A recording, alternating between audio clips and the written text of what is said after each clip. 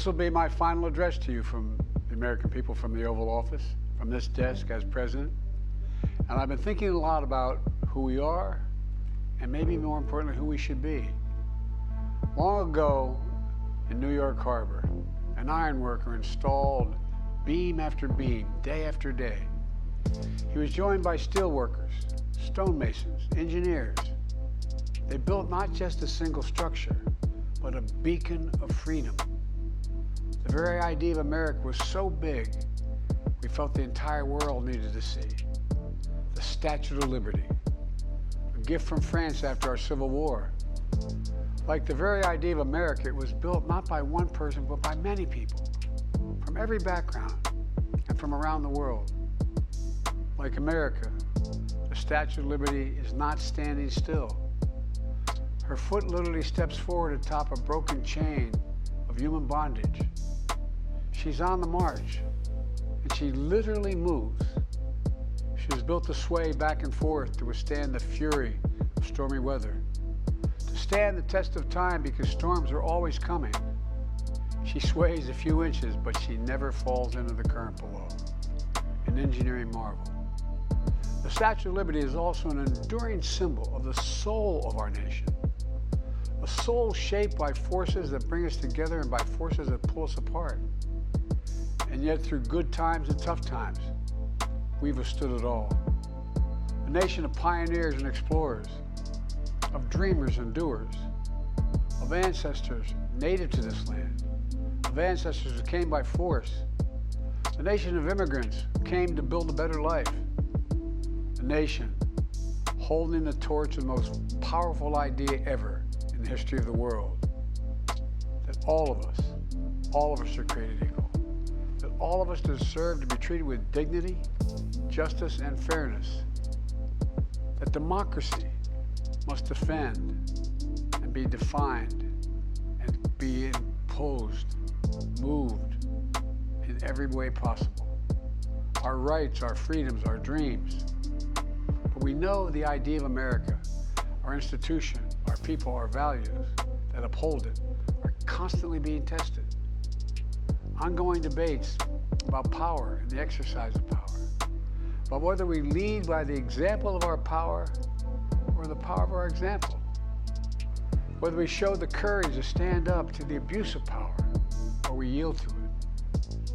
After 50 years at the center of all of this, I know that believing in the idea of America means respecting the institutions that govern a free society, the presidency, the Congress, the courts, a free and independent press, institutions that are rooted, they just might not reflect the timeless words, but they echo the words of the Declaration of Independence. We hold these truths to be self-evident. Rooted in the timeless words of the Constitution, we the people. Our system of separation of powers, checks and balances, it may not be perfect, but it's maintained our democracy for nearly 250 years, longer than any other nation in history that's ever tried such a bold experiment. In the past 4 years, our democracy has held strong, and every day I've kept my commitment to be president for all Americans through one of the toughest periods in our nation's history. I've had a great partner in Vice President Kamala Harris. It's been the honor of my life to see the resilience of essential workers getting us through a once-in-a-century pandemic, the heroism of service members and first responders keeping us safe, the determination of advocates standing up for our rights and our freedoms instead of losing their jobs to an economic crisis that we inherited. Millions of Americans now have the dignity of work. Millions of entrepreneurs and companies creating new businesses and industries, hiring American workers, using American products. Together, we've launched a new era of American possibilities. One of the greatest modernizations of infrastructure in our entire history, from new roads, bridges, clean water, affordable high-speed internet for every American. We invented the semiconductor, smaller than the tip of my little finger, and now is bringing those chip factories and those jobs back to America where they belong, creating thousands of jobs. Finally, giving Medicare the power to negotiate lower prescription drug prices for millions of seniors. And finally, doing something to protect our children and our families by passing the most significant gun safety law in 30 years and bringing violent crime to a 50-year low, meeting our sacred obligation to over 1 million veterans so far who are exposed to toxic materials, and to their families, providing medical care and education benefits and more for their families. You know, it will take time to feel the full impact of all we've done together, but the seeds are planted, and they'll grow and they'll bloom for decades to come. At home, we've created nearly 17 million new jobs, more than any other single administration, a single term. More people have health care than ever before. And overseas, we've strengthened NATO. Ukraine is still free. And we pulled ahead of our competition with China. And so much more. I'm so proud of how much we've accomplished together for the American people. And I wish the incoming administration success, because I want America to succeed. That's why I've held my duty to ensure a peaceful and orderly transition of power, to ensure we lead by the power of our example. I have no doubt that America is in a position to continue to succeed. That's why my farewell address tonight, I want to warn the country of some things that give me great concern. And that's a dangerous concentration of power in the hands of a very few ultra-wealthy people. And the dangerous consequences if their abuse of power is left unchecked. Today, an oligarchy is taking shape in America of extreme wealth, power, and influence that literally threatens our entire democracy, our basic rights and freedoms, and a fair shot for everyone to get ahead.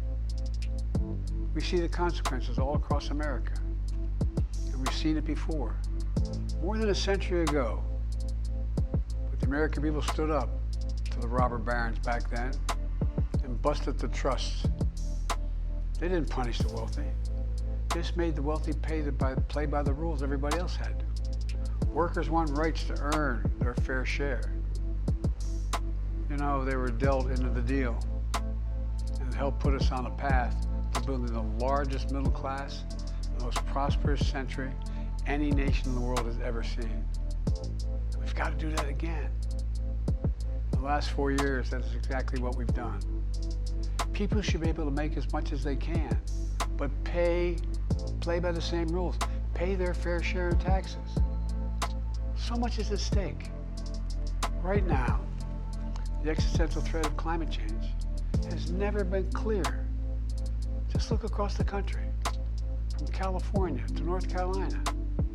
That's why I signed the most significant climate and clean energy law ever in the history of the world, and the rest of the world is trying to model it now. It's working, creating jobs and industries of the future. Now, we've proven we don't have to choose between protecting the environment and growing the economy. We're doing both.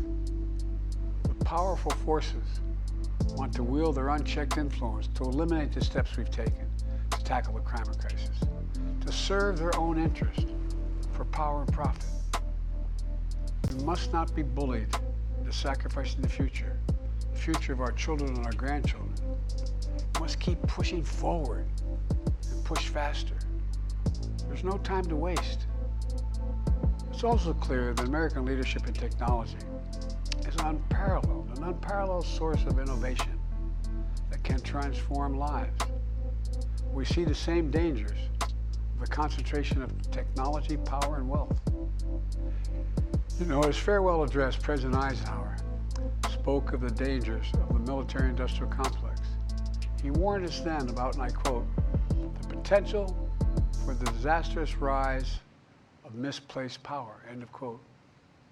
6 decades later, I'm equally concerned about the potential rise of a tech-industrial complex that could pose real dangers for our country as well. Americans are being buried under an avalanche of misinformation and disinformation enabling the abuse of power. The free press is crumbling.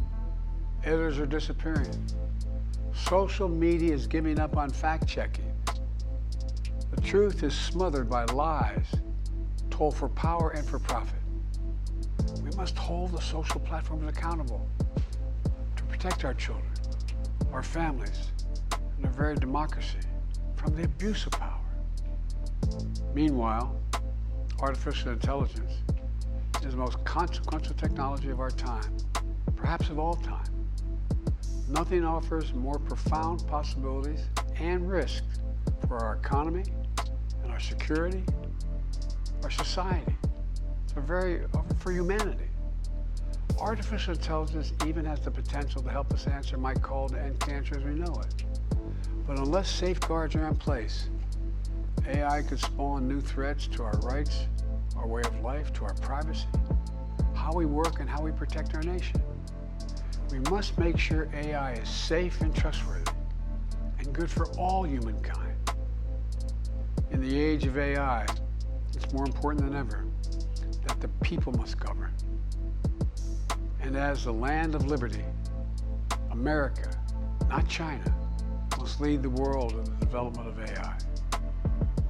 You know, in the years ahead, it's going to be up to the president, the presidency, the Congress, the courts, the free press, and the American people to confront these powerful forces. We must reform the tax code, not by giving the biggest tax cuts to billionaires, but by making them begin to pay their fair share. We need to get dark money. That's that hidden funding behind too many campaigns contributions. We need to get it out of our politics. We need to enact an 18-year time limit, time and term, for the strongest ethics reforms for our Supreme Court. We need to ban members of Congress from trading stock while they're in the Congress. We need to amend the Constitution to make clear that no president is immune from crimes that he or she commits while in office. The president's power is not limited. It's not absolute. And it shouldn't be. And in a democracy, there's another danger to the concentration of power and wealth. It erodes a sense of unity and common purpose. It causes distrust and division. Participating in our democracy becomes exhausting and even disillusioning. And people don't feel like they have a fair shot. We have to stay engaged in the process. I know it's frustrating. A fair shot is what makes America, America. Everyone's entitled to a fair shot, not a guarantee, but just a fair shot, an even playing field, going as far as your hard work and talent can take you. We can never lose that essential truth, remain who we are. I've always believed, and I've told other world leaders, America can be defined by one word: possibilities.